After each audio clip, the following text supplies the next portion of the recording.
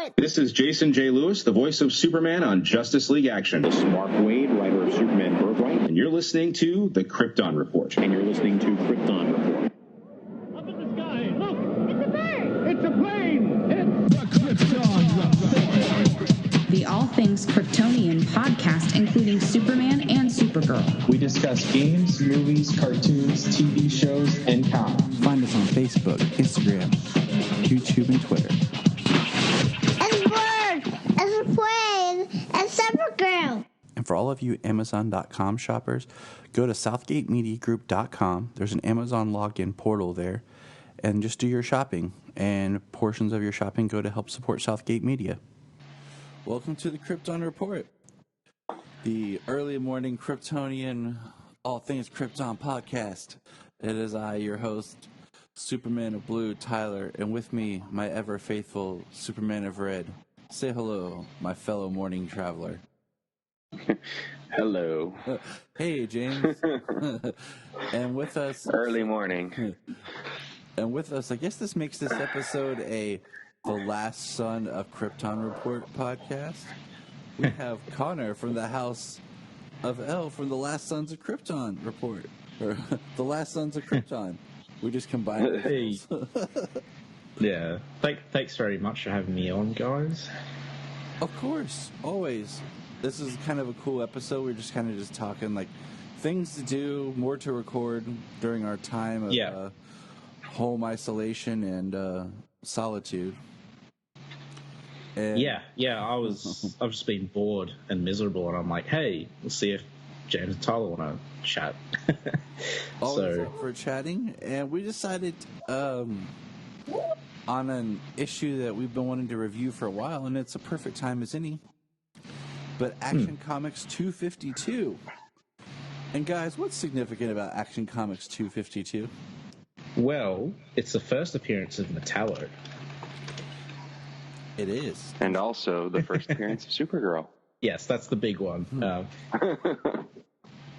It's interesting how... I think it's big for both of them, really. I mean, they're both Metallo's lasted this long, and Supergirl, she's been in and out for years.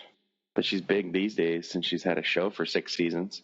Yeah. I always feel like Supergirl, it's the Sorry, 5 seasons. 6 is next season. My bad. But she did get renewed. Exactly.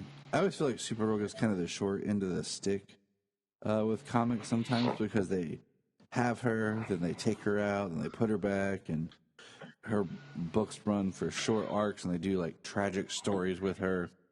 So it's always interesting to see the humble beginnings of these characters. Yeah. Especially Metallo, because this Metallo it's a little different than what we're used to. But Connor, you're our guest. Do you want to take the lead here, and we'll start discussing about Metallo? Sure. So are we... I guess we didn't really talk about this earlier. Are we going to do like a synopsis and then talk about it? Or because there is one on the wiki. Yeah, that's fine. Okay, cool. I'll read out the synopsis then, and this is just for the Metallo story, which is somehow the same length as the Supergirl synopsis, despite it being a lot longer. But anyway, so the title of the story is called The Menace of Metallo. It was written by Robert Bernstein and penciled by the legendary Al Plastino and inked by Al Plastino, with the editor being Mort Weisinger.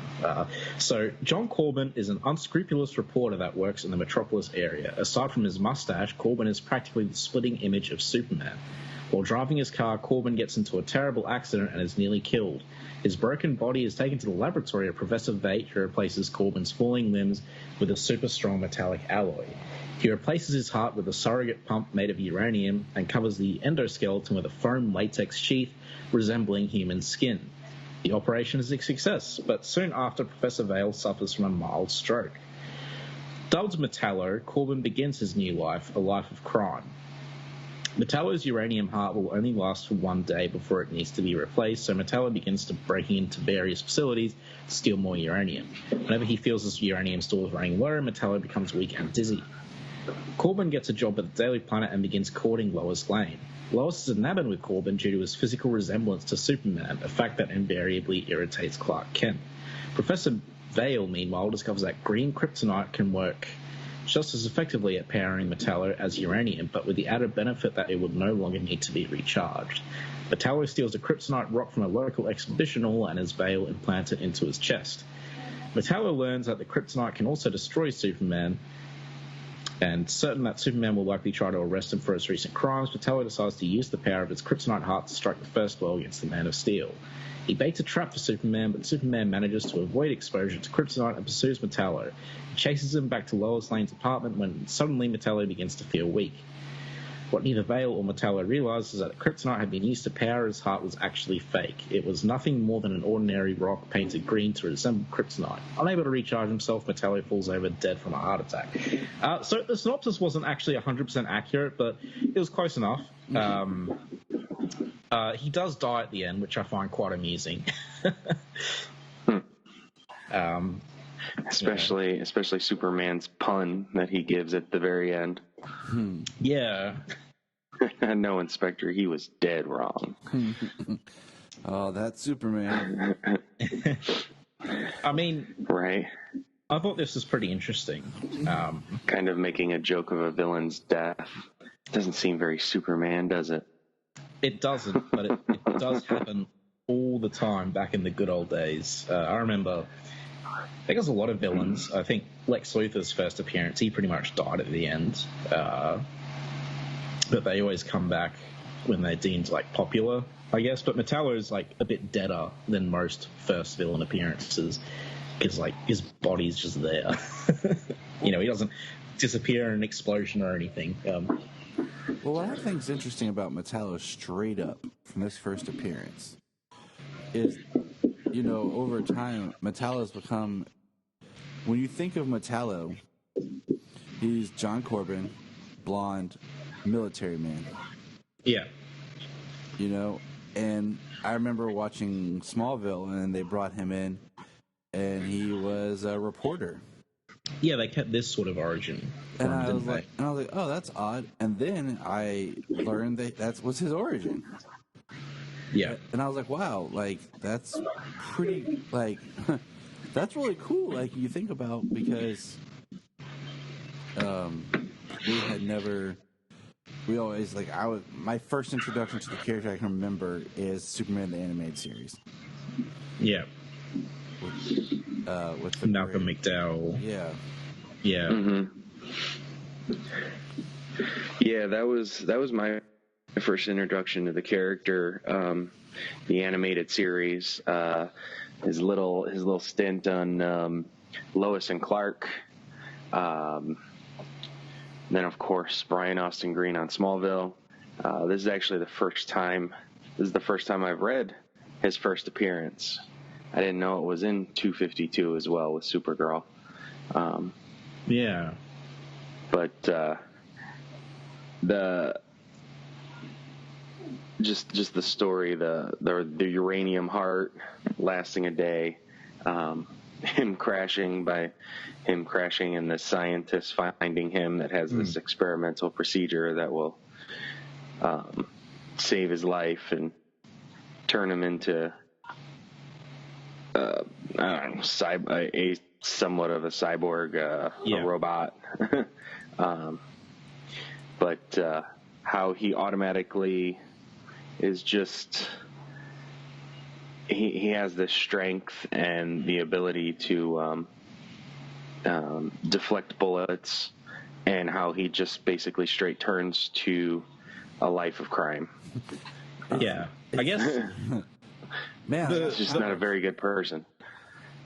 That's the part I kind of find interesting because, like, considering when this was made, I think, it was 1950.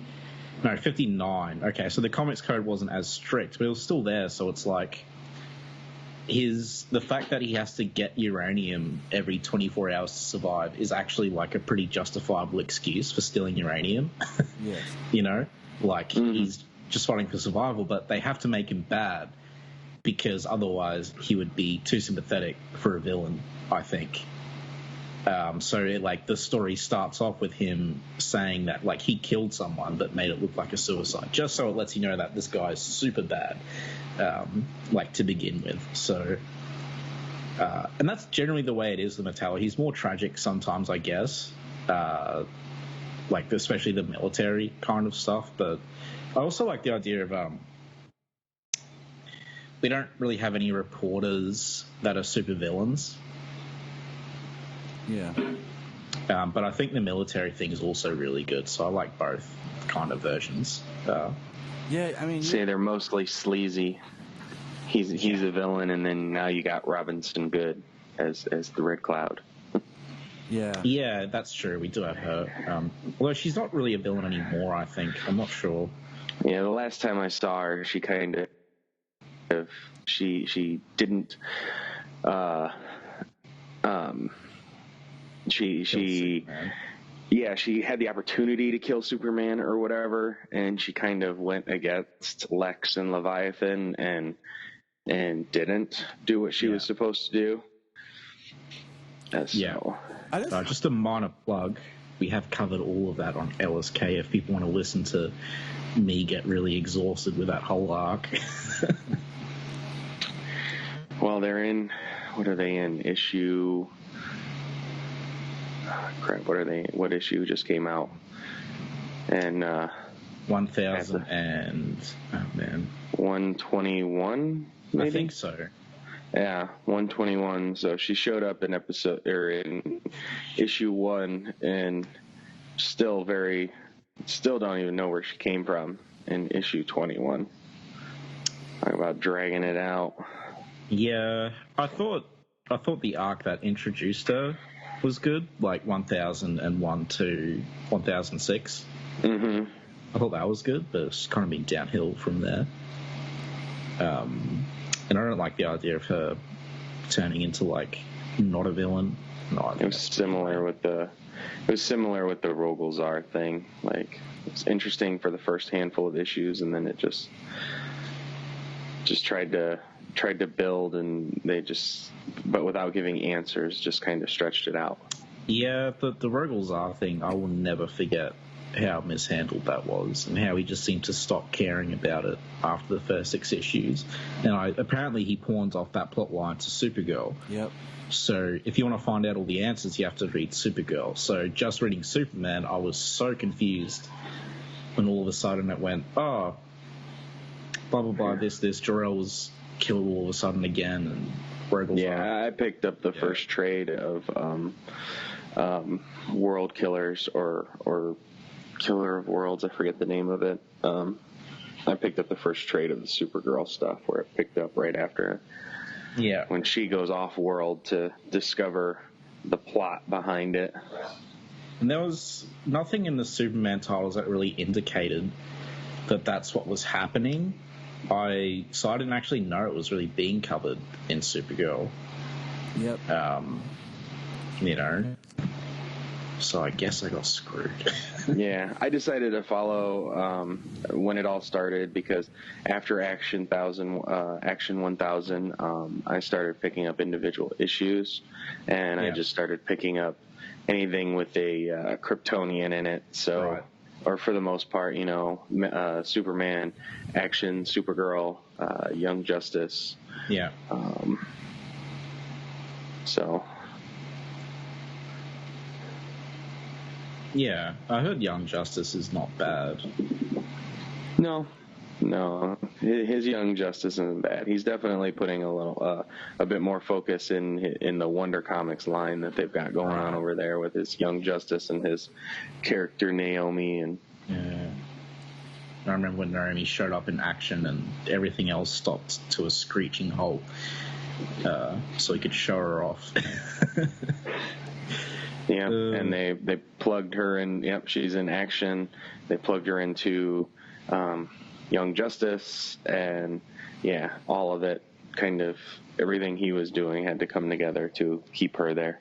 Yeah, I mean, everything Bendis is infamous for, he's currently doing again at DC. Well, it was a promising start. He's just sort of gone back to his old habits of he makes his own characters and then just shoves them in everywhere. You know, but anyway, yeah, exactly. So I'm just sitting here looking at stuff while you guys were chit-chatting. Yeah. And Metallo is another one of those characters that suffers from really no consistent look other than just a green heart. Like, there's some that are really like cyborgy. There's some that's more like a mech suit. Yeah. You know, just recently reading Jeff Johns' Superman Secret Origins. It has a Metallo that looks ridiculous, which is a version that was in the comics before where he's got like a orangish green suit with a green mask and and then I recently read Superman Birthright, and Metallo is different looking in that. I mean, every kind of version has just this different look for Metallo. There's no definitive look. Yeah.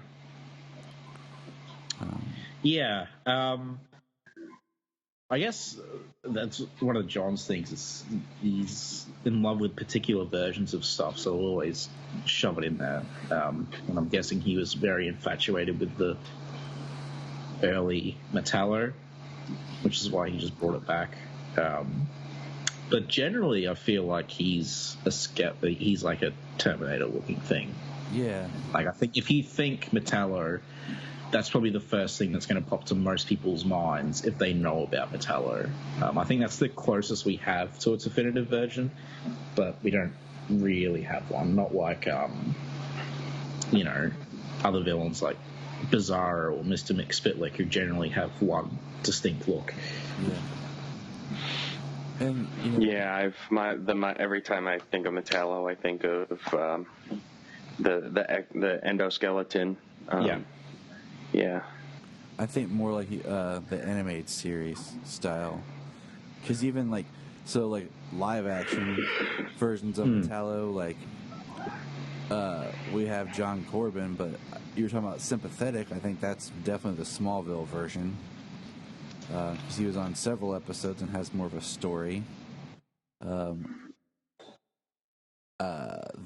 Supergirl version is interesting. He didn't really get much of a character in it. He was more of a side villain player. And I've never seen the Superboy episodes with Metallo. And well, at least on Supergirl, when they did Crisis on Earth X, they did have an endoskeleton version of Metallo walking around. They did have a Terminator version of Metallo in there. They did. So we got kind of the both versions. And then we saw Metallo on Lois and Clark. And I remember him. I just don't remember what his storyline was. Yeah, I haven't reached that episode yet in my rewatch, so. But it's just interesting that, in the comic version, like, he looks so much like Superman, but with a mustache. So he decides to ditch the mustache. Yeah. I'm not sure if that was ever picked up again after this issue. I don't know for sure. I haven't really read much pre-Crisis Metallo, but I thought it was neat what they did in this issue, having like this doppelganger Superman run around. It led to some amusing, Sorry, I got distracted by some other pages in here. Like when the chick goes over Niagara Falls in a barrel is probably my favorite part of the issue. It looks like there is, and it looks like I'm pulling it up now. It looks like the Alex Ross's Justice number 3 has Metallo, and it is very much in the style that we're discussing. I'll see if I can put it in the chat here. Yeah. But yeah, it's interesting that, like I said, reading this and seeing that this is John Corbin. When I think of John Corbin as the military man that always has a history of trying to date and court Lois. You know, That's cool. so often. Yeah. Do we see storylines of Corbin trying to date her, or works for her dad like he did in Secret Origins and stuff, and he's that military. To see him as this anti-Clark Kent in a way is neat. I like it, actually. Yeah, that's a good way of putting it. Actually, he's kind of the anti-Clark Kent. Like, he's an anti-Superman because, you know, he has heaps of strength and stuff. He's just bad, but he's also the anti-Clark Kent because he's an evil reporter who kind of is his doppelganger. I mean, he has an evil mustache to boot, so It's true. you know, it's like the mirror universe in Star Trek. Never trust a man with a pencil mustache. Yeah, exactly. Yeah, if you have a pencil mustache, I just assume that you're a villain. I mean, Yeah. don't we all? Like, If movies and TV have taught us anything, if you have a pencil mustache, you're a bad person. I love the little bit where Superman catches the globe to make the Atlas pose. That made me laugh. Superman's carrying the world on his shoulders. It's a true picture of his great service to humanity. And as I mentioned, that part, which really cracks me up, when the actress goes over Niagara Falls in the barrel because she wants Superman to save her as a publicity stunt, which I think kind of taps into that whole people are a bit too comfortable expecting Superman to save them. Yes. And he's aware of that, and he decides to teach her a lesson. Well, good thing he heard it over the radio, otherwise she'd have just died. Yeah, because he heard it over the radio, not with his super hearing. So if he wasn't listening to the radio, then, you know, maybe Batman would have saved her. I don't know. I guess that's a good instance that he works, a good thing that he works in news and things like that. Radios and stuff are always on. So when he hears about some idiot celebrity, he's able to save them. Yeah. But, you know, he does it so that he makes it look like it's like a lucky accident that she lived, so she won't do it again. Which is to me is like just a great Superman moment. Much like how he kind of saves Lois at times, like using his breath or whatever, so that in that same thing he's like, "What are you doing?" She's like, "You're not Superman." He's like, "No, I'm Clark." I could have. Yes, Lois, you could have died jumping out the window. Yeah. That was good. Is that Superman 2 you're thinking of? Yes.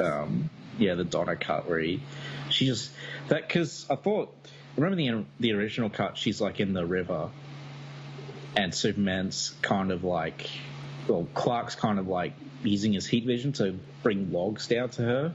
Yep. And it's kind of funny because, like, you know, she jumps in the river and she kind of knows Superman was in the area, but her jumping out the window is that much crazier. Yes. It's like, this lady is unstable if she's just going to jump out of the window. But you know, they were good scenes. There were great scenes. And so I find I love reading original appearance stories. Yeah. And it was refreshing just on the story of Metallo here. And then, like you said, at the end, it just kind of ends abruptly where he's like, apparently kryptonite powered the mechanical heart in the metal chest. This green color rock gave him nothing but heart failure. I mean, I can see some of these lines being delivered very George Reeves style. You know, like I think about the Adventures of Superman, the way he kind of delivered things. I can see him saying these type of, I know, Inspector, he was dead wrong. Yeah. Like with a very straight face. Straight face with a kind of wink nod to the camera, like. But yeah, it is a bit odd because he's dead. I think, It is odd that it was just a rock that was painted green. It was like, oh, I feel so powerful, it's working, and nothing. Placebo effect. I actually really liked that ending, though. I liked how Metallo was defeated, as it were, because it kind of makes sense that Superman wouldn't bring real kryptonite, Yes. Around with him, and the fact that he kind of dies by putting the wrong one in is like, I don't know, it just sat well with me. I liked it. I liked the resolution. What did you think about him using his X-ray vision for an extended period of time to destroy the kryptonite rock? I've always been a big fan of his heat vision being super concentrated X-ray vision, because I think it makes sense, or definitely made sense at the time scientifically. I'm not like, I don't know much about science, so I don't know if it's accurate or not, but in my head it makes sense. If you super concentrate your radioactive X-ray beams, it'll start melting stuff. So, right. I think that idea was introduced pretty early, like in the 40s. His heat vision being super concentrated X-ray vision. Mm. I mean, it makes sense, but it makes sense. It's always been a separate ability that I've known. I guess when you think about it, where there's no radioactive component to his heat vision. Yeah. But I think it makes more sense this way, because otherwise, what even causes heat vision if it's not?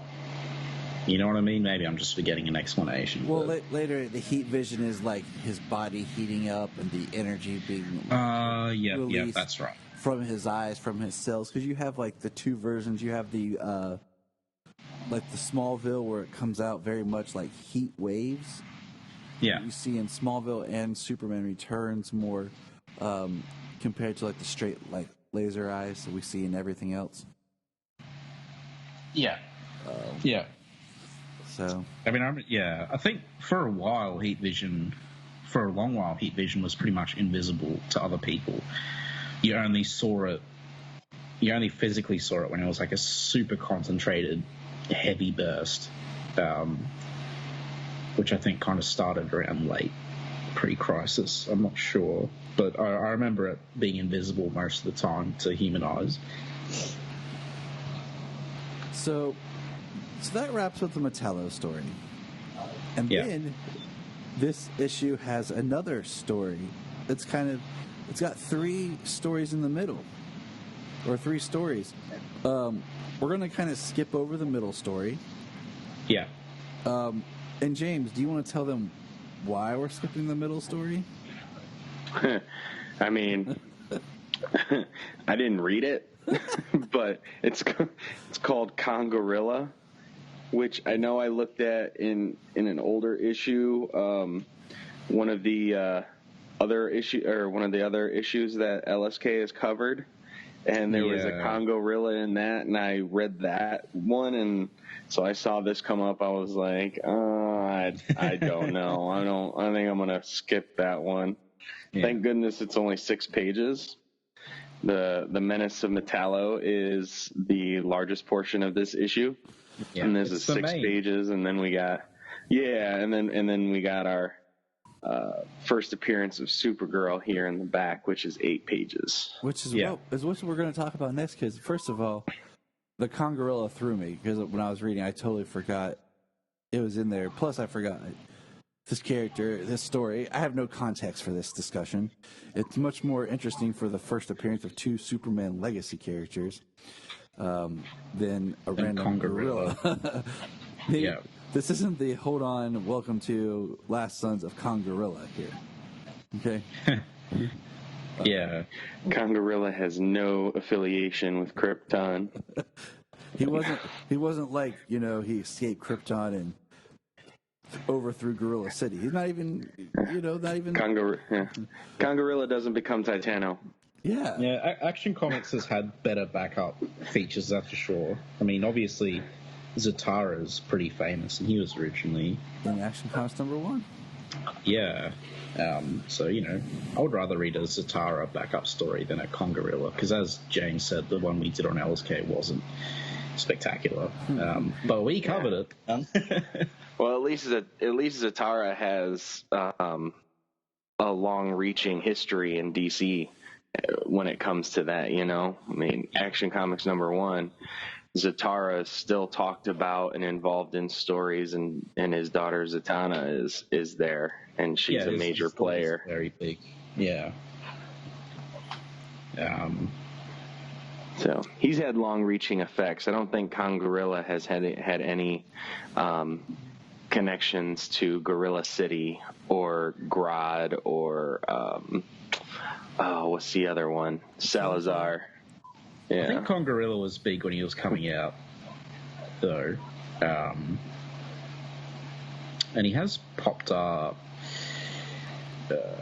He did pop up in Justice League, I'm pretty sure. But so he's in the DC universe technically. But yeah, I haven't enjoyed that much of what I've read of his stories. So.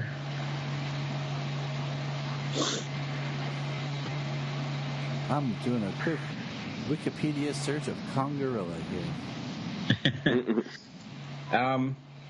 Do you want me to read out the synopsis for the Supergirl from Krypton then? Yeah. Go ahead. Before we go down our Congarilla rabbit hole here of what is this character? Who is this character? Why is he here? So, or I could send it to one of you guys, actually. One of you guys could read it out if you want to. James? Yeah, you can go ahead. Yeah, I mean, I don't care. Yeah. Yeah, you can go ahead and send it over, or... All right. So while I send over the credits, I'll just read out the credits. So the Supergirl from Krypton writer is Otto. I never get if it's Binder or Binder. I'm pretty sure it's Binder. With the synopsis for the Supergirl from Krypton. Supergirl arrives. Clark Kent is working alone in his office one afternoon when he catches something out of the corner of his eye. Using his X-ray vision, he witnesses a purple-colored rocket ship crash land several miles away. Switching into his Superman costume, he flies off to investigate. When he arrives, he is shocked to discover that the rocket's sole occupant is another Kryptonian, a young, blonde-haired girl named Kara. Kara tells Superman that her hometown Argo City was blasted free of Krypton's destruction in a bubble of compressed air. The island soared through space as a free-floating planetoid. Her father was a scientist named Zor-El who created a force field bubble around the city to contain the atmosphere, and also coated the ground with sheets of lead to prevent traces of kryptonite in the ground from poisoning the populace.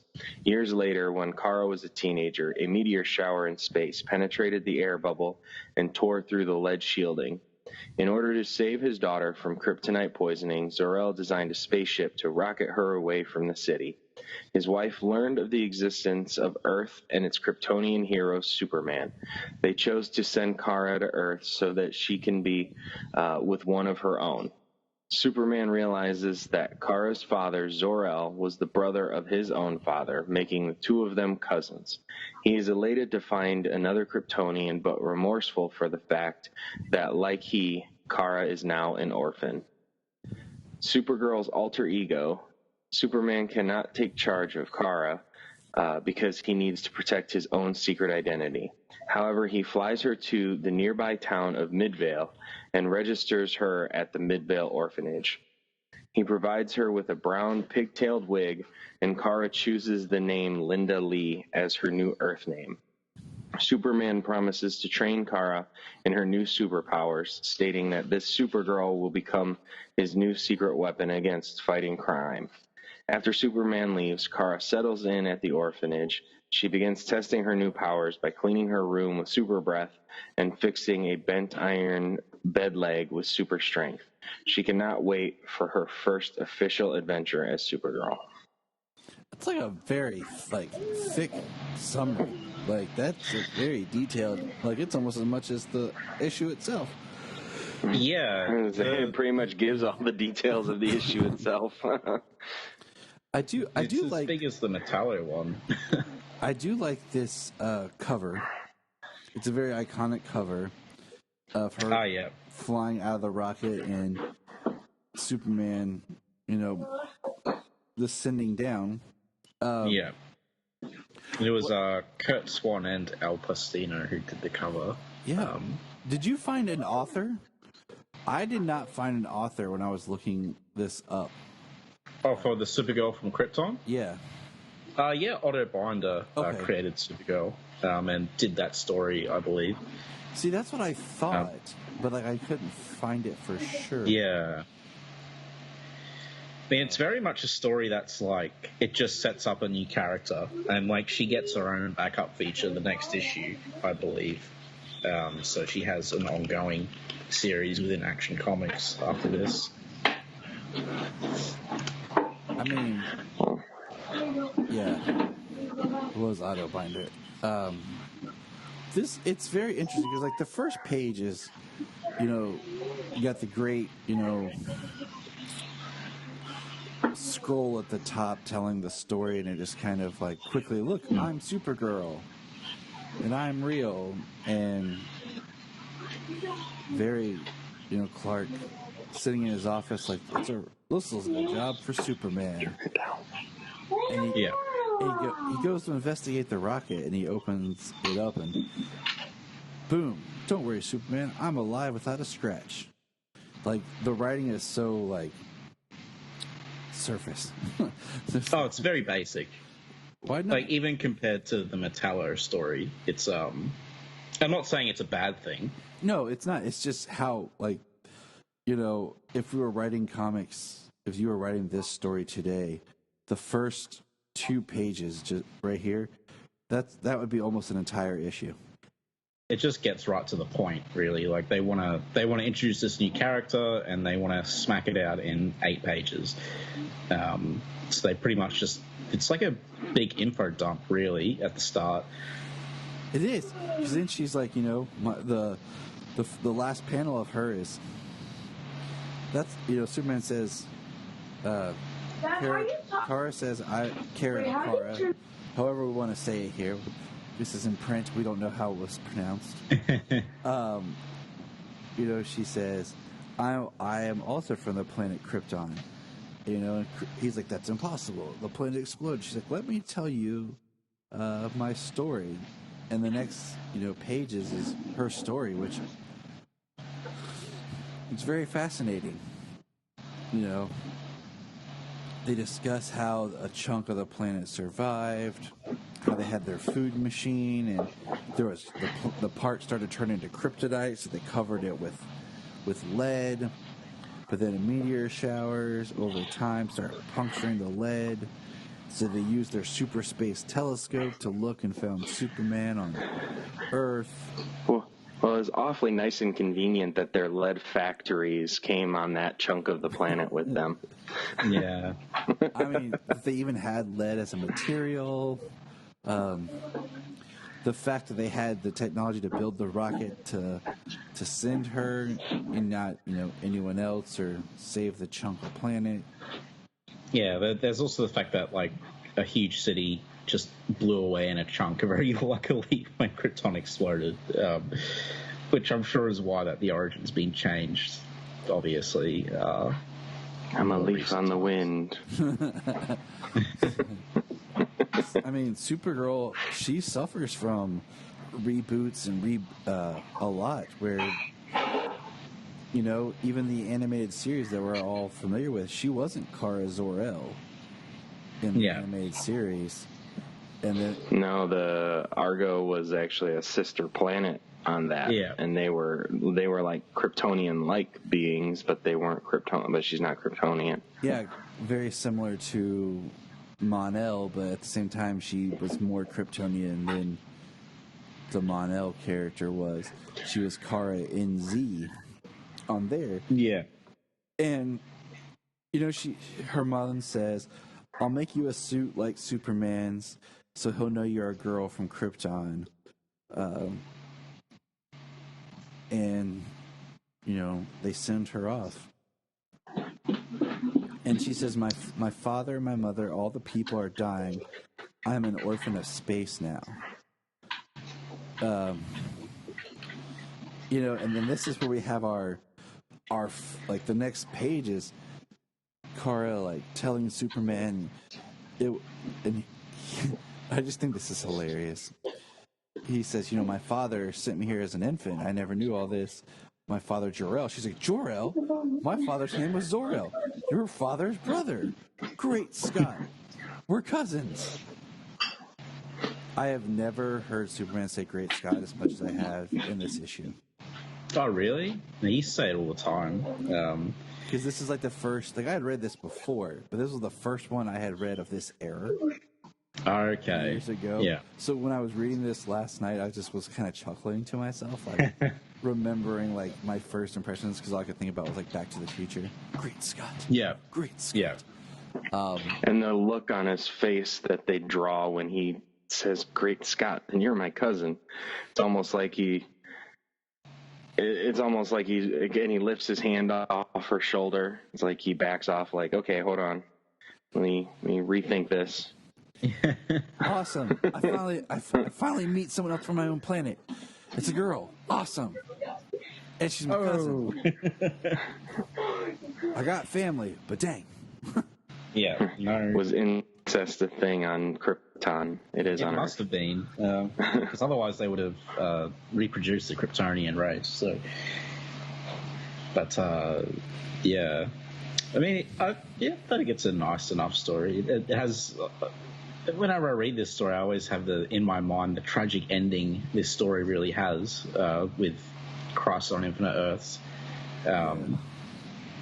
which I think is a great moment, actually, her death and Superman being the last survivor again.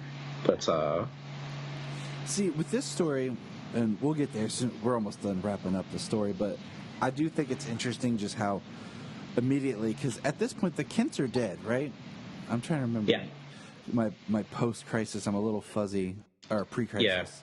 Yeah. Pre-crisis, Kent's died after... I don't know when exactly they died. It never shows it, but they did die at some point. They died before he even got to Metropolis and became Superman. I think so, yeah. They were definitely dead before he was Superman. They were dead in Superman: The Secret Years, and he was still Superboy at that point, I think, so... So, because their biggest part was the Superboy. Yeah, they're in Superboy and Legion. So that's part of why he can take her to Ma and Pa. Dumps her on an orphanage. Yeah, he just decides, hey, you have these new powers that you're just learning that you don't know what you're doing with. So here, I'm going to take you to an orphanage. Yeah, I guess they had to work out a way to give her her own city and place to hang out without Superman. And it's kind of ironic because that's originally what happened to Superman, is the Kents dumped him at an orphanage. So. And then they went back later and got him, which is weird, but...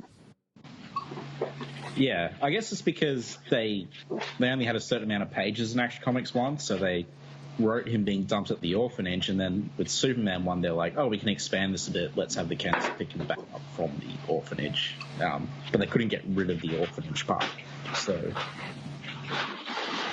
So here we have, yeah. Right. So here, well, at least, like, when she comes back in, like, 2006 in Batman, Superman, or Superman, Batman, Supergirl, they take her to the fortress and, kind of at least teach her how to let her learn how to use her abilities before, they just put her in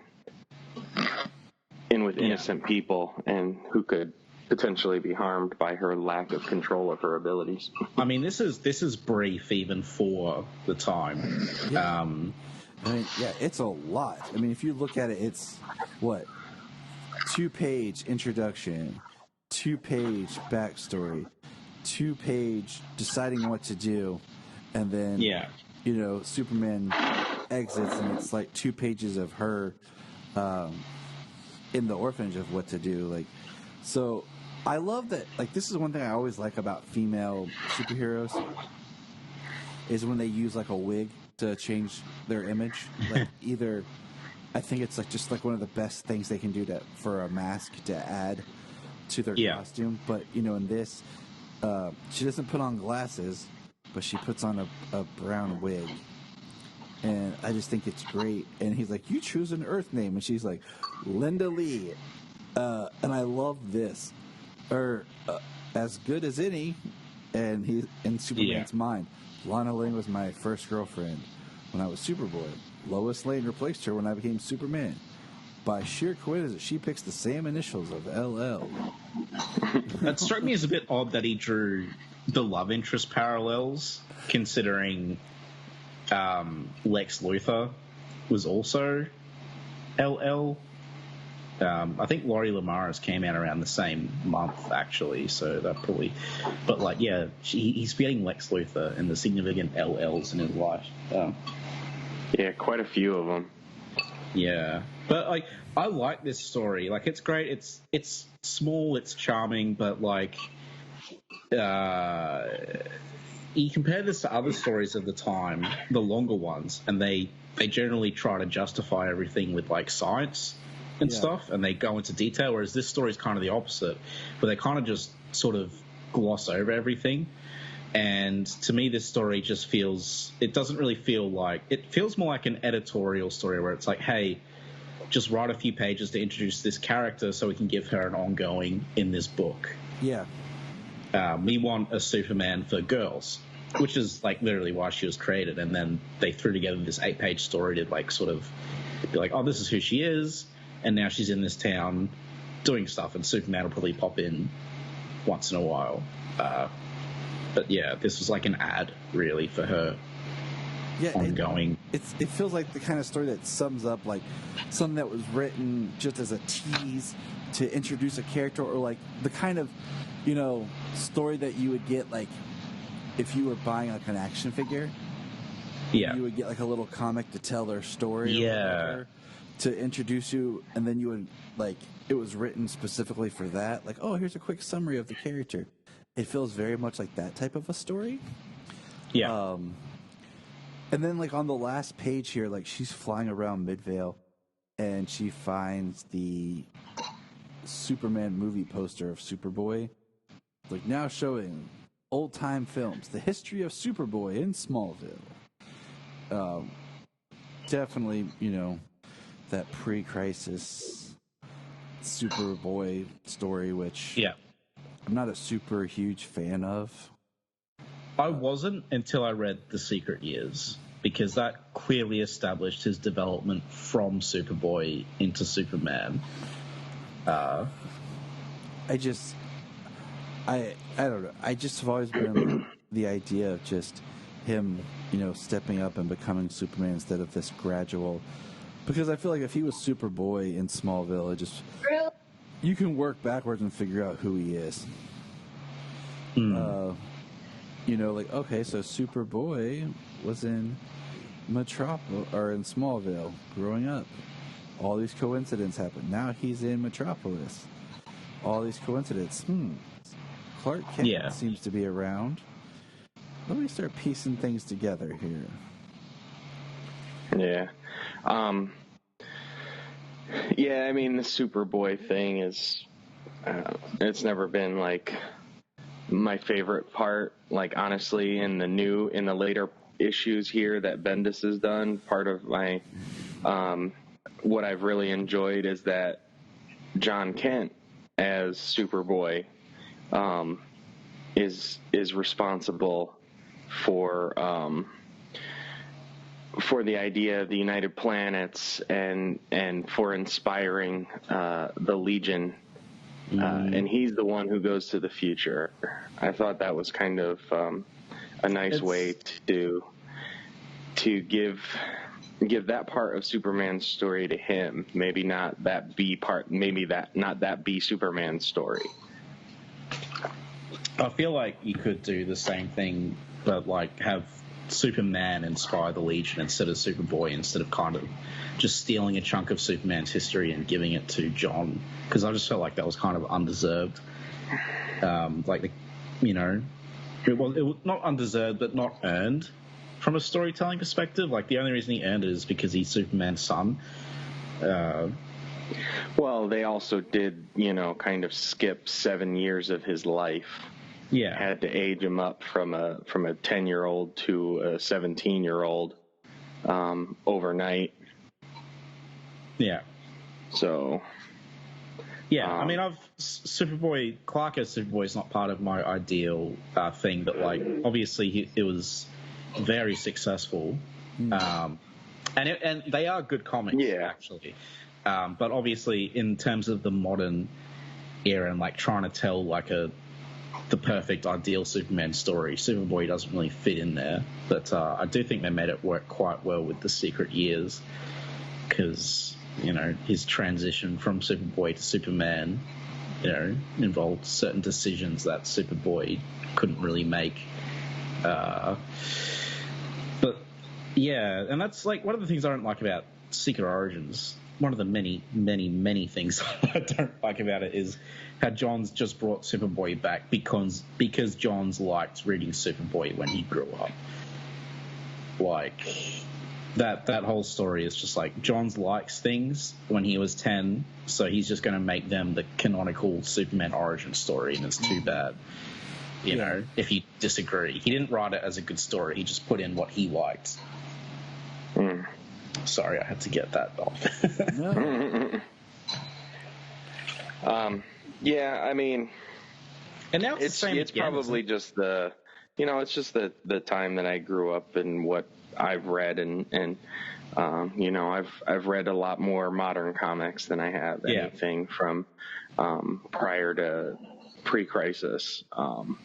So the idea that Superman grew up, and not that he didn't help people where he could or anything, but the idea that he was wearing the costume, wearing the costume and was more hidden, hiding who he was before he became Superman, before he publicly revealed himself, when he was a grown up and when he had the maturity and the resources to be able to hide who he was as a person. So the fact of him not being Superboy makes more sense to me I think it makes in my sense. Era of Superman, and that John Kent being a Superboy, and maybe the untold story that we don't know yet is what has inspired the Legion and things like that. I mean, I like that. I like that route of going with it. Because it's just it just seems a little more. It just fits a little more as a developing story of the Superman that I have basically grown up with and read so far to this point. You know what I mean? Yeah. Yeah, no, absolutely. And the story is still developing in that respect. Yeah, and I definitely agree about Clark Kent being Superboy in tights and everything. Like, it doesn't really gel that well. I mean, I said Superman: The Secret Years did help to fix that, but if you're making an ideal Superman story, I don't think many writers are going to put Superboy in there because from a narrative perspective, it just doesn't work that well. And I mean, honestly, my favorite Superboy is Connor Kent. I think he's a really interesting character, and I would have much preferred to see him explore him becoming Superman in the future as opposed to John. See, with Connor, I have said I think Connor right now, he needs his own moniker. He needs his own name. Connor needs to basically become the Nightwing to Superman. Because now we have a dual Superboy kind of thing where we have Connor and we have John. I think. Yeah, I mean, well, that's. They need. I guess my problem. Sorry, go on. No, I'm just saying. I think we're at a point where Connor, I would like to see, kind of step up and play this more of a role in things. Yeah. Well, I guess that's what I meant is like, because they're doing this 5G thing, which probably isn't going to last long at this rate, but where John Kent will take over the mantle of Superman. And it's kind of like, well, I really wanted that to be Connor Kent because he's been around for a long time. And the way his background and personality and his power set are, I think that would be a really interesting idea to do, to have him embrace this sort of ultimate destiny as the next Superman. But John is like, he's already kind of, I just don't think it's as interesting a transition because he's already his son. He has the same powers. He's pretty much like, you know what I mean? Like it's just much less interesting for me. Right. Well, there's a story. What is it? There's the Titans become the Justice League of Tomorrow, where Connor Kent is Superman. I've heard of that. Yeah. Cassie Sandsmark is Wonder Woman, and Bart Allen is the Flash, and Tim Drake. I heard it was an issue during John's Titans run where there was the Justice League of Tomorrow, and then they came back during the storyline where Tim came back as Batman and was trying to kill people. Okay. Or what was it, the Savior storyline when Tim became the Savior? Is that what happened?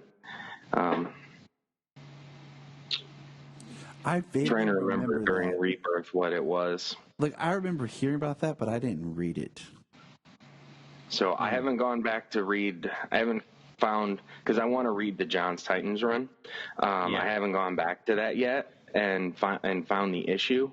But I really did like when I was reading that run because it did incorporate John Kent as Superboy, right? And Damian Wayne and some of the Titans and stuff. I know I have it. I just can't remember all the issues right now, but they did bring in that version of the Justice League of Tomorrow where Connor Kent was Superman. And I was like, I want to see that explored more. Yeah, see, I think it's such an interesting thing to do with that character. Obviously, like a temporary thing, but still. Because I find Connor Kent, like, out of the super family, besides Superman, he's my favorite. I think he's got the best origin. Oh, mine as well. You know, he's not just like another Kryptonian. He's got a he's definitely story. Yeah, he's a great legacy character, I guess. But I would read a thing. You know, they've got different books. I mean, they've had like Earth 2, and they've had like Justice League Beyond and stuff like that. Yeah. I'd read a Justice League of Tomorrow or something. Ongoing series that has Connor Kent as Superman and like I said, Cassie Sandsmark and Bart Allen and Tim as the future of the Justice League. Yeah. You know, that'd be great. I guess we'll just have to email DC. Hey, Jim Lee, you're the publisher. Man, so it's still just Jim Lee. It's so bizarre. Yep, he's the sole publisher. I don't know. He must have some. One morning and was like, "Wait, what? I'm in charge."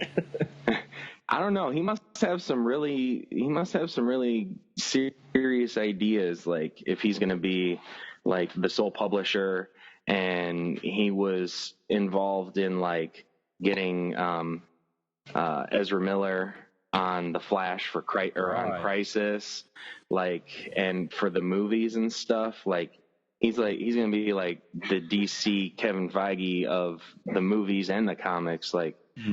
The whole friggin' DC universe for the time being just comes straight from Jim Lee. It's going to be interesting, that's for sure. Who knows how it'll go, but whatever, you know, change is the only constant you can count on. So, yeah, that's true.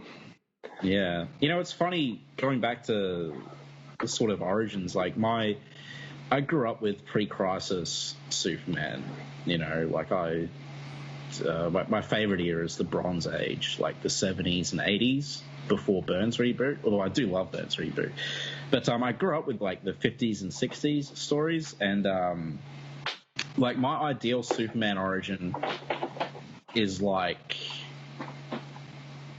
it's like if you combine post-crisis, pre-crisis. I like too many elements from both. Like I like the fact that there's no Superboy, but I also like the fact that the Kents died before he's Superman.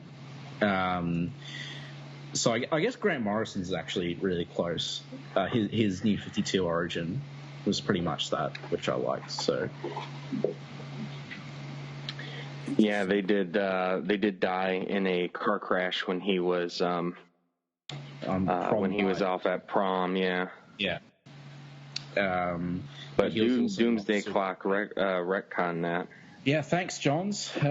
Now Clark was Superboy again, I think. Again, with Doomsday Clock, John seems to have gone like, hey, these are the things I want that I like in a Superman origin, and he's just done that, and now it's more confusing than ever. So, yeah.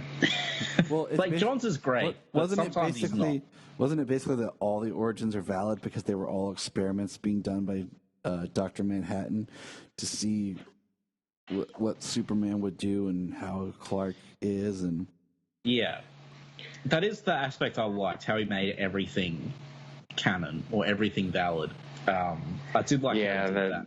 Yeah, something about time, about Superman needing to exist in all the eras and stuff, and him all of his origins like being valid. It's just like all of a sudden the Kents are alive again, and if I was like a casual reader reading Superman, I would just be so confused. Yes. You know, like it's just, and it's like, I get it, the Kents are cool, but like, did they really need to come back? Like, was it a thing that was like urgent that needed to just muddle things? You know, I mean, John's killed Pa Kent at the end of Brainiac as well. So, and sorry, my head's just turned into like a porridge right now. You guys take it. No, it's confusing. That's why sometimes I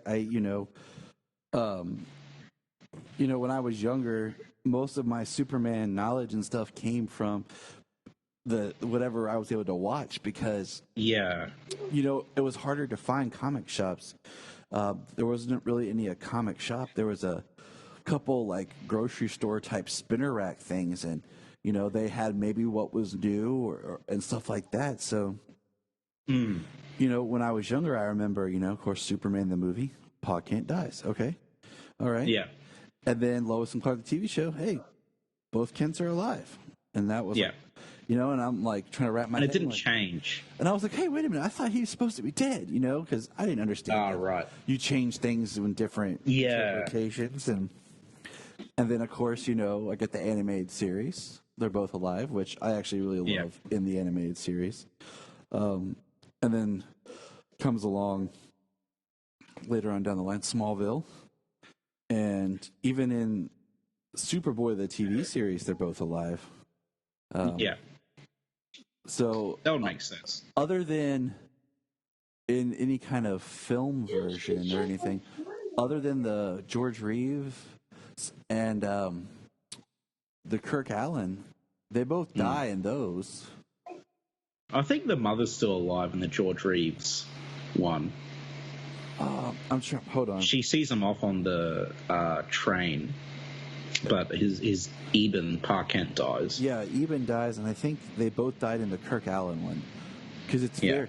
Because I just recently watched both of them. And it's easy to get them mixed up. The story beats for the first episode and the first episode of the serial is so similar. Yeah. Like, it's like they took the serial script and just expanded on it to make the George Reeves pilot. I feel like that's exactly what they did, actually. They even both end more with a Superman tease than actually a Superman save. Yeah. But yeah, the Kents were kind of in the older thing, was just like they had him as a child and goodbye. Like they Yeah, I mean, because they were old. they were like grandparents racing him.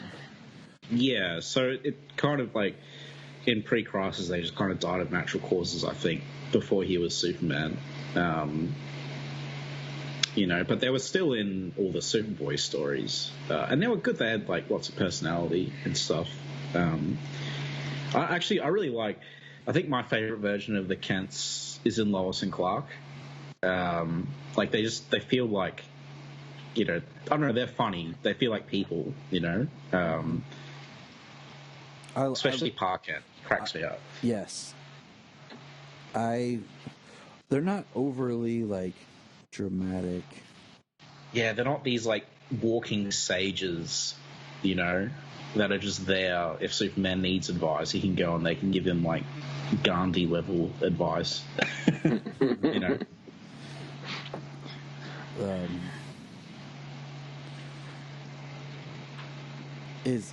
That would be a cool, like, fun discussion, like rank your Pa Kents. Like, because Eben's number one. Eben, yes. Which Eben? Which the Kirk Allen or the George like version? Like, it would be too hard. Zooks. It would be too hard to like rank Paws in the comics because they pop in and come and go, and too many one-off like this Paw. But yeah, if we did live action Paws, man. Real quick, I'm putting them together in my brain real quick. Yeah, my brain is working overtime as well. I think my favorite live action Pa is definitely Lois and Clark because he's a very funny character. When he's getting super upset because he found out Martha got painted nude at one point or something, and he assumed she was like cheating on him, and he just goes to Metropolis and lives with Clark for ages, and it's just great. Yeah, I remember that episode. He would be number one. Yeah, he would probably be number one. John Snyder would probably be number two. Yep, number three would be Glenn Ford. Which one's John Snyder? Is that Smallville? Yep. Yes. Yeah. I think he's a great character in Smallville, but it really bugged me how he sort of. I think we talked about this before. He treated Lex very badly, even when Lex was like doing the right thing. Incongruently, like. It'll be one like, oh, Lex is part of the family. We like Lex. I'm going to give him a chance. Lex, you've earned my respect. Then the next one, no, Lex, you are evil, vile man. Like, and that's just part of the writing and like Smallville's story of, we're going to keep going, guys. We got another season. What? Yeah. I see. We got to change this plot thread and keep going for another 2 years. What? Right. Well, Smallville was at that transition of episodic television to a season-length arc. So they had in the first half of the show they had villain of the week and very episodic TV, and they slowly got into more of season-long arcs as like season 3 continued, season 4 continued, season 5 continued. Season 4 was rough. There's some decent episodes there, but absolutely. There's like also the overall plot of like the Lana being a witch or whatever was like, I don't know. When the football episodes are the highlight of your story, I think there's something wrong there. In a Superman show. Or, I guess Smallville is pretty much Superboy, the show, because it's pretty much as ridiculous as these comics from the 50s. Yeah. Like that has very Silver Age feel as well, of just like the different kryptonites and stuff. I think my favorite Markent is definitely the Henry Cavill version. Diane Lane. Yeah, I think she definitely has the most kind of presence as well, besides Lois and Clark Mark, because all the other Markents are kind of just sitting around. Yeah, Annette O'Toole is great from Smallville. I forgot about her. Yeah, sadly, Yeah, sadly, like a lot of her stories were just for a while were just linked to the like family problems with her and John, her and John and Lionel liking her. But once once he passed away, they started giving her more stories for a couple of seasons. Yeah, they put her as the patriarch at that point, and yeah. I just remember her getting really angry that Clark was sheltering an immigrant. Well, he is the ultimate immigrant, so yeah, that episode was a bit on the nose, but I did like it. Yeah, it's true. We always come back to Smallville. Yeah, it's just because it's a show for our generation that's just impacting. I mean, it ran for 10 years, more so than any other Superman series. More than any other superhero series to date yet. Yeah, that's true. I was thinking about it for a second, but yeah, you're right. It's not the most famous one, but it's definitely the longest one. Yeah. I mean, it paved the way. If there wasn't a Smallville, there wouldn't be Arrow. Yeah. Yeah. I think my favorite is my favorite superhero TV series is Lois and Clark. Though I've really fallen in love with that show. It's a great show. I still love going back to watch that. It's a feel-good Superman series, especially absolutely, especially the first 2 seasons. Like, there's some things in the latter seasons that kind of gets a little crazier, like when Lois becomes Wanda Detroit, isn't it?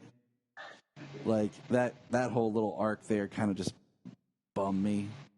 So I was like, this amnesia thing just. Oh.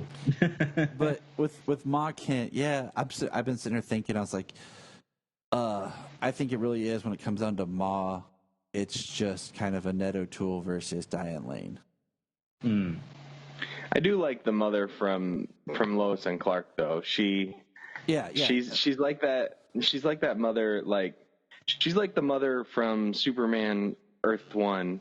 Like we were reading. How does she know? How does a mother always know? She's like that mother. I put her at my number 1, and then it's a battle for number 2 for the other 2 is what I meant. Like. Just because I feel like Kay Callan's representation of Martha is that very motherly, fun. It very much, like you said, does remind me kind of the Earth One, even the Birthright Martha, of being very much a mother that she knows her son, is very open to talk about with her son. Because, isn't it Birthright that has the line, or is it even I think maybe in Secret Origins with like. Because I know it's in Lois and Clark. We're like, well, they might not be looking at your face, and he's like, "Mom," because they're talking about his tights and everything. Because it's in Lois and Clark, but I know it's also been utilized. I know in Birthright she makes when he's trying to make the Clark Kent disguise. She's like, "Son, you have to wear a looser shirt. I can see your 6-pack from here."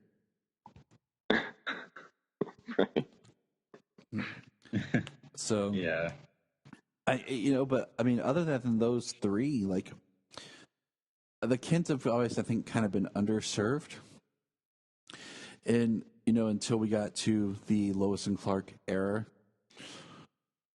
So, and that's really, I think, where they became very predominant characters in other forms of media. I mean, the comics, there's such a history, like we discussed. Them being killed off, and then them both being around, and just one being around, and.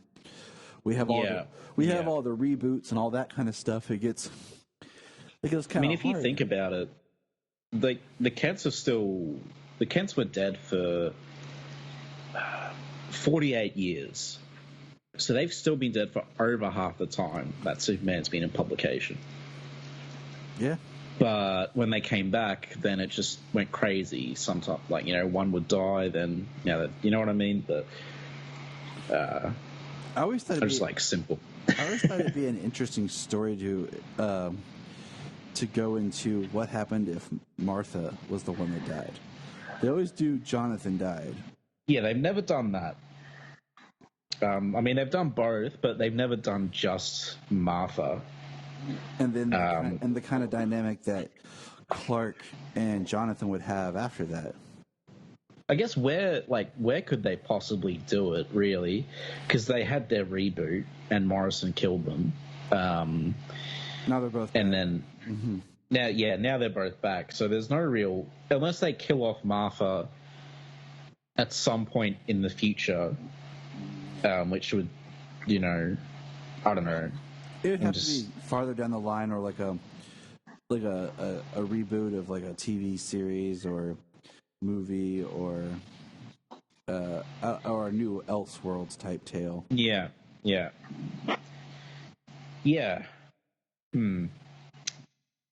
But it's just a story that, and I don't think it's never been covered. I don't think we know the Kents. I don't think we know where the Kents stand right now as far as the upcoming Tyler Hoechlin series. Yeah, well, that's what I was thinking. Do we even know what the fate of that Superman's parents are? Kents. I don't think so, because they kind of made an explanation more about why he took her to the Danvers instead of like going to Ma and Pa. About her growing up in a family, the Danvers being trusted friends, and all the work they were doing with aliens. I still think it was kind of weird. Here's my cousin, take care of her. We never really saw like a relationship between like Clark and the Danvers, really, or so I still think that's just kind of awkward. But there's also the one time they went to the farm. During was it Elseworlds, when they came over to the Smallville farm, there was just Lois and Clark there. There was no parents. Yeah. Well, they wouldn't be. They could have been on vacation. Oh, that's right. I remember now. Yeah. I mean, there's also Titans, but obviously Superman hasn't appeared in that show yet. True. And I doubt, I doubt we would get much Superman content, especially in relation to one of his parents dying, because it's more about Superboy. They did bring up they did bring up in Titans. They did bring up the Kent farm, they did. And that's where he was going to go, but in his head, his memories were messed up. He went to Lionel Luthor's. Yeah. Which I really look forward to more Superboy on Titans and development of his story. Which I feel like Titans, like I like Titans, but I feel like it's just not there yet. Like they just don't know where to they take too long for some things, and Season 2 was good around the middle, and then it kind of fell on its face.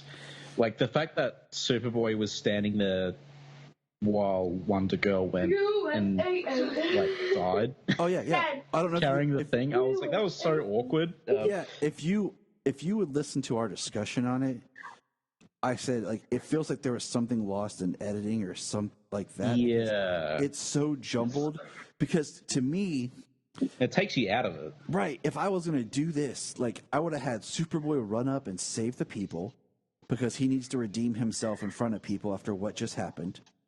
Yeah. And then while he does that and everyone's attention, you have Deathstroke just kind of show around the corner, and Deathstroke shoots and hits Donna. And then Deathstroke dies after shooting her. So while Superboy is saving these people from electricity, which James pointed out, Donna had just went toe-to-toe with Superboy, and they had exchanged blows and attacks and all this, and she survived. So all of a sudden, this really weird, contrite... Well, I guess electricity's different. But it just... her physiology is different, I mean, I suppose she could die from high-voltage electricity, but, just... Superboy could the way it was, Yeah, Superboy could take it. He would catch it and be unaffected by the high voltage electricity, while Donna's trying to save the people or whatever. And oh yay, she got saved. She saved the people. Everybody's clapping, and then boom, like bullet, like she got shot and killed. Yeah. It just would have been emotional resonance. It would have worked on more levels. And the idea that Deathstroke was dead too, like he got ran through with a sword, like. Well, I hope it'll be bad. I'm pretty sure Deathstroke survived a lot worse than that. Like if he's actually dead after that, like I'm still annoyed about the Nightwing explanation. I was so hoping they'd do the Kryptonian thing. Yes. I had a feeling that they wouldn't, but I didn't think it would be like because of some abstract folk legend that his prison cellmates had. That's where it kind of went downhill for me, is where all of a sudden Dick decides to turn himself in, like by being like an idiot and attacking people in the airport to get arrested. And they all abandon Beast Boy and Connor. Like, that's what made me mad, is we have this guy, Connor, that just showed up out of nowhere, has a Superman tattoo, has Superman's powers, was hit by kryptonite that we're trying to heal, and Beast Boy, and then Dick just bails on everybody. Yeah. Like, and Beast Boy, his I did bring it up, I believe, during our thing. His length of self-pity for what happened, like, was just, it was like CW dramatic irony length. You know what I mean? Like, and even then, they drug that out so far and did some really questionable things with it. And even then, I feel like his self-pity was... I mean, even then, when you find out what happened... Incredibly self-destructive. Even then, when you find out that, like, how he just lied about how Jericho died. Jericho died basically saving him. I just feel like, why would you even lie about that? And, why? Yeah, it didn't really make sense. Like I understand you guys are pissed that I did this, that I went off on my own and Jericho died, but Jericho literally stepped in front of a sword to save me. Like, you know what I mean? Yeah. Like, what was there to lie about, and why would that be the end of everything? You know what I mean? I think after the Superboy episode, it was pretty much watching a weekly train wreck where, like, all this stuff that was set up was just kind of like crashing and just not making any sense. And I was just wondering, like, wait, what are the writers doing? Like, I don't know.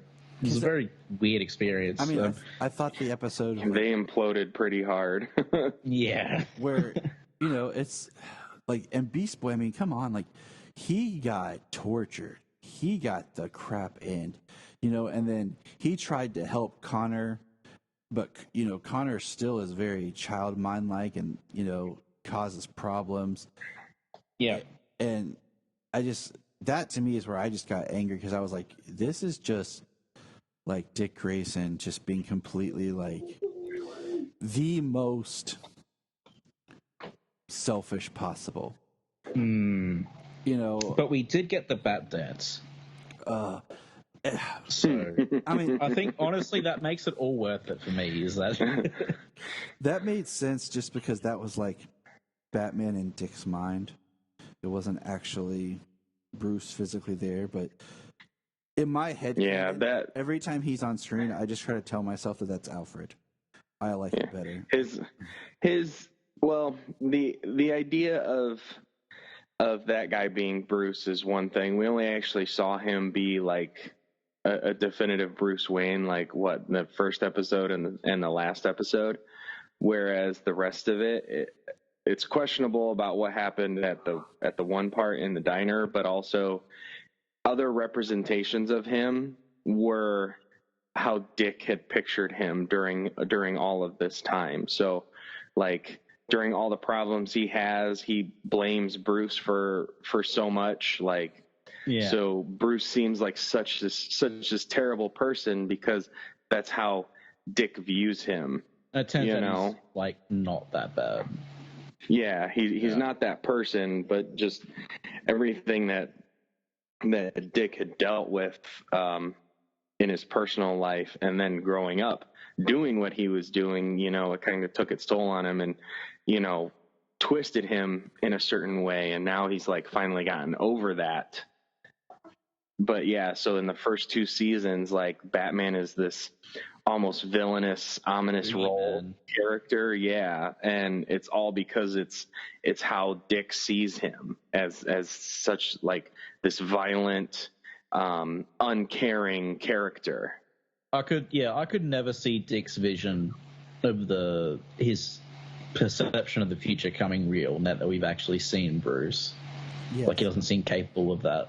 I did like his fight scene in the memory, I can't even remember, in the hallucination memory, whatever it was, Bruce's fight scene with either Dick or something. I did like how they were using kind of Eastern Chinese martial arts and stuff. I thought that was cool.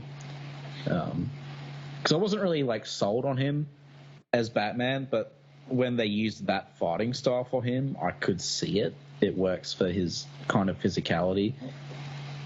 But I still don't think he's like the best casting. Nope. They could have had. They definitely made it seem like when you talk about that fight scene, like how Dick was getting beat up so badly, and it was like effortless for Bruce. Like, if they made like Bruce Wayne like that good when it came to a good majority of people that he fought against, except for like your extreme, your Ra's al Ghuls, your Deathstrokes, your Shiva, these people who have this incredible grasp of martial arts and things like that, you know what I mean? But if Bruce up against your regular street thugs, it's an effortless combat because they don't stand a chance. Yeah, he's just that skilled. Yeah.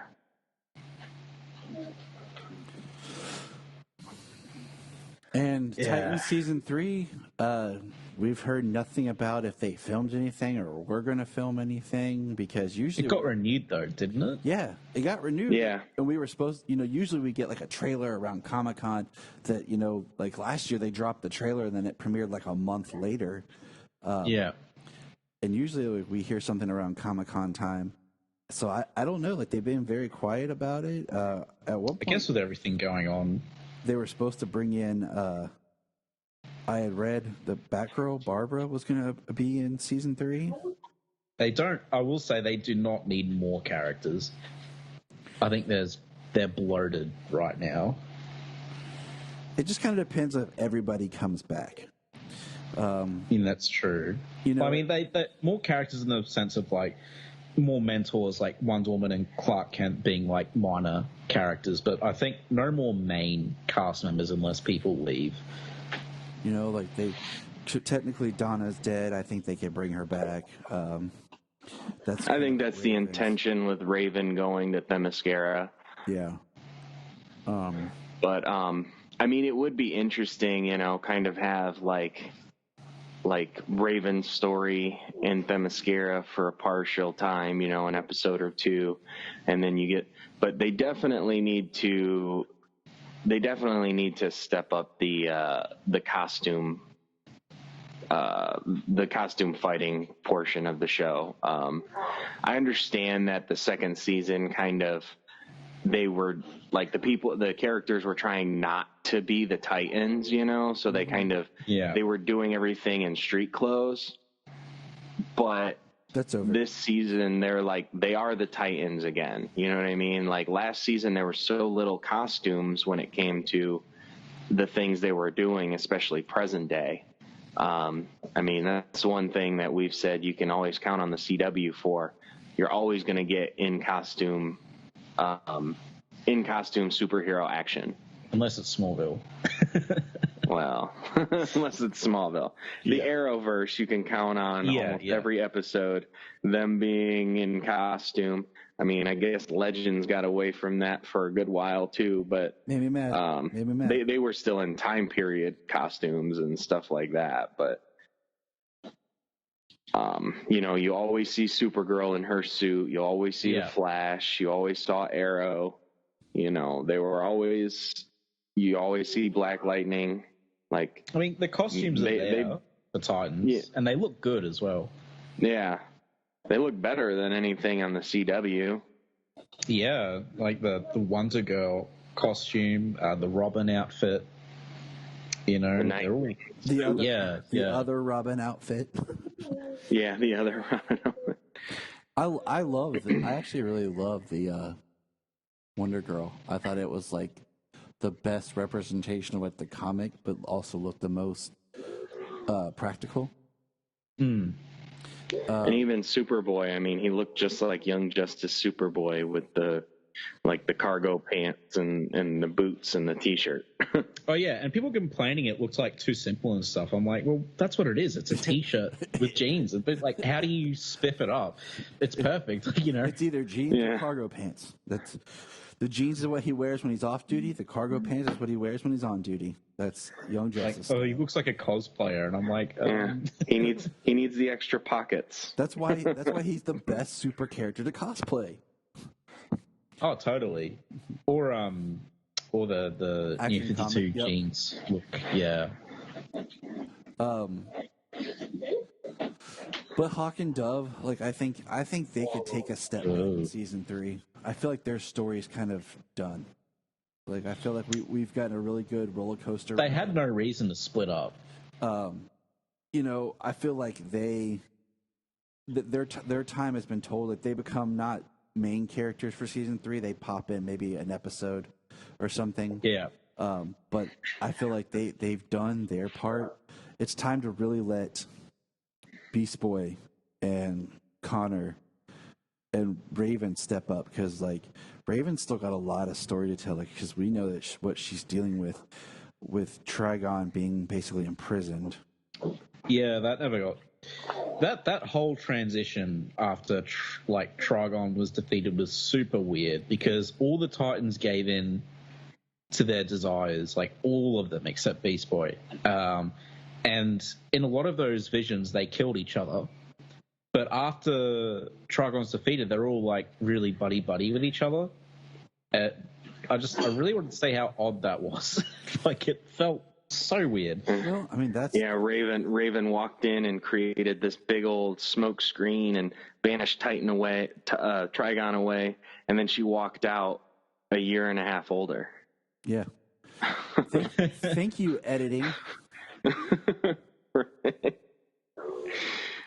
Yeah. I think they had an idea of where they wanted to go. I mean, so from what I understand, one of the original stories for Raven and Trigon was Trigon did seduce all of the Titans one by one and brought them under his spell. So, I mean, that's, from what I understand, that's a comic accurate event that happened during that time. But yes, the transition, the way they edited, I think they had a plan where they were going with it, and then they're like, we got a season 2, okay, we can do something else. And then I don't know what happened there, why everything got stretched out. It's like, okay, we got a season 2, like let's create a story for season 2, but let's let's stretch everything out across and moving the finale, smear some things so thin. It was so bad.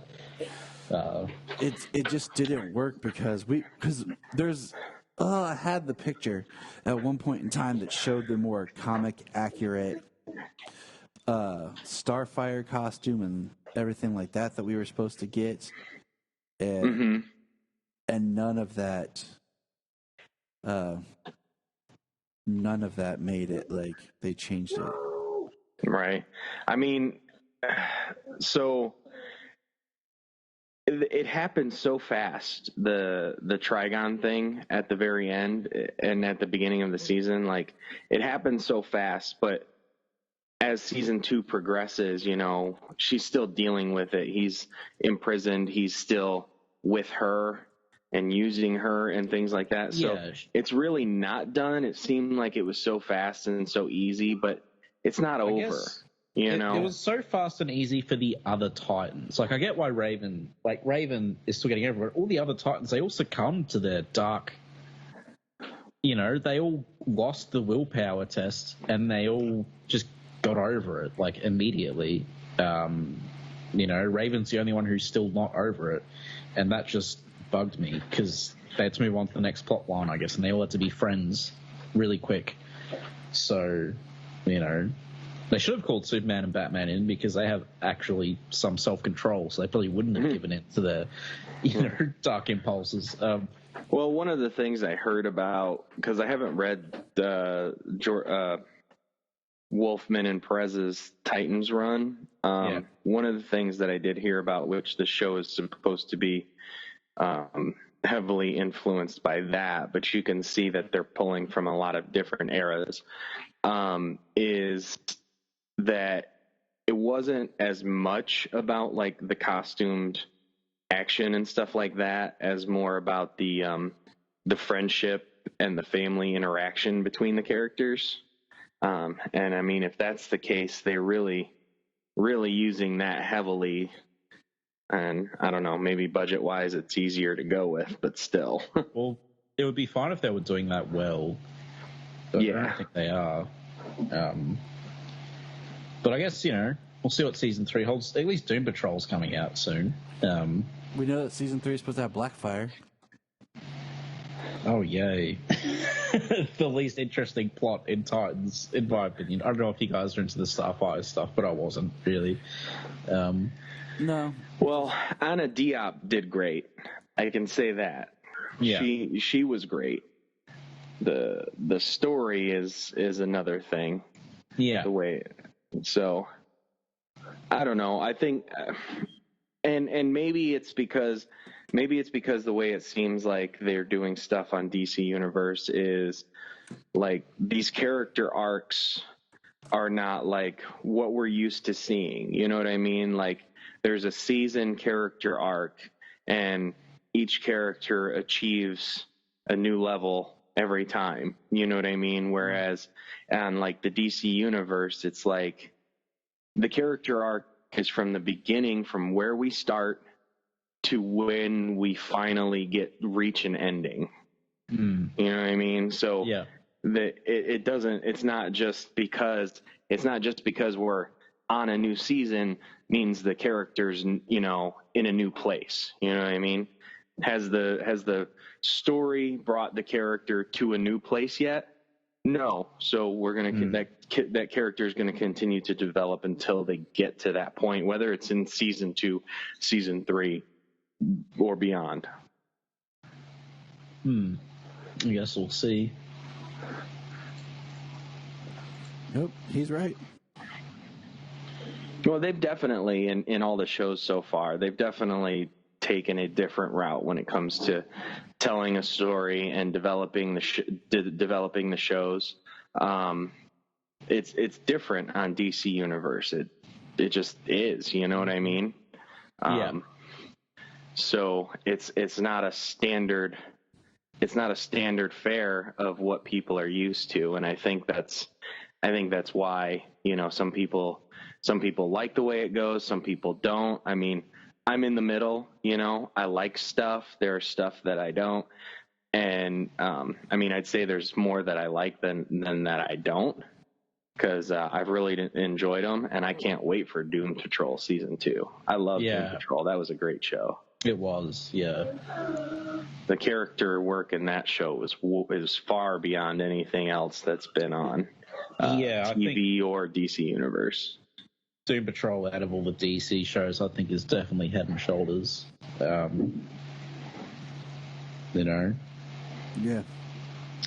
It has the most, like you said, it has the most character work. And I look to see. It's good writing. I look to see what they do next. Yeah. But yeah, anything else on our tangents of DC? Yes. I'm done. What about you guys? Yeah, I'm all right. I think we got a nice DC discussion here. Yeah. I'm just like, we could just keep going. Let's just keep going. We could. Welcome to the Forever Podcast. We haven't stopped recording since yesterday morning.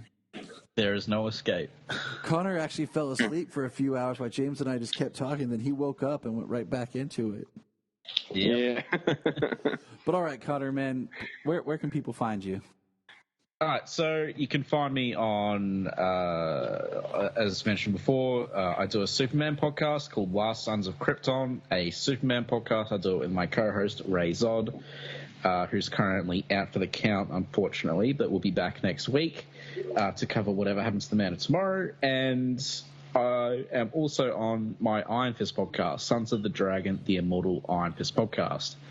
We should have a new episode coming out next week. That's it. Thanks heaps, guys, for having me on again. Oh, no problem. Yeah, I guess. I've been looking to read that story, actually. Yeah. What happened to the Man of Tomorrow? I need to reread it. And that's like when you posted on your Twitter about it, I was like, man, I haven't read it in so long that my first initial read for it, I didn't like it, but this was like 20 years ago. Yeah. And it was one of those stories that people just kept talking about so much that after a while it kind of turned me off from reading. Isn't that an Alan Moore story? Yeah. Yeah.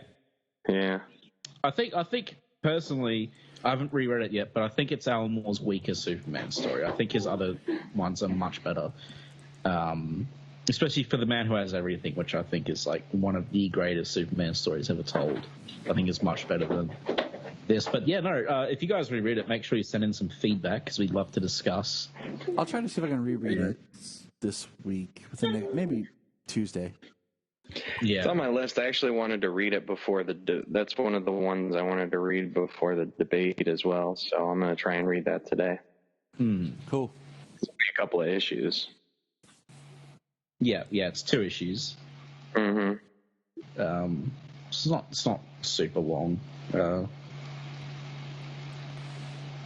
all right, man. Sounds good. We look forward to hearing that episode. Please let us know when you guys can record it, and we'll definitely promote it because I think that's one that'll be an interesting point for a lot of people to listen to. Yeah. Because it is one of those Superman stories that people talk heavily about. So. Yeah, no, I'm looking forward to it. And obviously I'll plug this and our Red Sun episode when we record as well. We were talking about a little bit about Crisis and things like that. From what I heard, that what happened to the Man of Tomorrow was like an influence on the way that the Smallville story wrapped up in Crisis. It was, yeah. I don't think you can really translate that to Smallville like they did. I don't think it works, but that's a discussion for another time, I'm sure. Because if we start at least the idea of him like giving up his powers or something, it's a canonical ending for Superman at some point. Yeah, is kind of more or less what I gathered. It is, yeah. Yeah. I won't go into it because we'll be here for another hour. I was say you got a whole episode coming out on it. So yeah. Actually, well, it's good you brought that up because I wasn't thinking about Smallville, but I will mention the Smallville thing in relation to that story. Yeah, that's the argument. I've seen people like trying to like find comic justification for that story. I mean, just because it happened in the comics, it doesn't mean it works for that version of the story. That's my opinion on it. I don't think that works in Smallville, whereas it can work for another story and another Superman. But yeah. Okay. Sounds good. All right, guys, let's get out of here and go save the world. And remember, our faithful listeners, look up in the sky. Look up in the sky. Look in the sky.